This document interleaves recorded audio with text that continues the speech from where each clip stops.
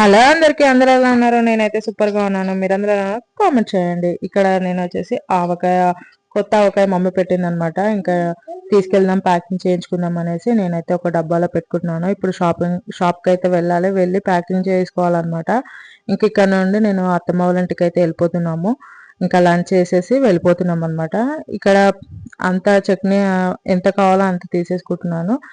ఇంకా పాల షాప్, ఇక్కడైతే పాల షాప్ దగ్గర ప్యాకింగ్ మిషన్ అయితే ఉంది అని చెప్పారు. ఇంకా సరే మీరు చేస్తారంటే చేసిస్తానని చెప్పాడు, తెలిసిన వాళ్ళే. ఇంకా సరే అని వీళ్ళ దగ్గర నెయ్యి అయితే తీసుకుంటాం అనమాట. ఎప్పుడు నెయ్యి అయితే చాలా బాగుంటుంది. ఇంకా గేదె నెయ్యి, ఆవు నెయ్యి రెండు కూడా చాలా బాగుంటాయి. ప్రతిసారి అక్కడ నుండే తెచ్చుకుంటాం మేము. ఇంకా ప్యాకింగ్ వచ్చేసరికి డబుల్ ప్యాకింగ్ అయితే కంపల్సరీ చేయిస్తాము. ఎందుకంటే లీక్ అయిపోతుంది అనమాట.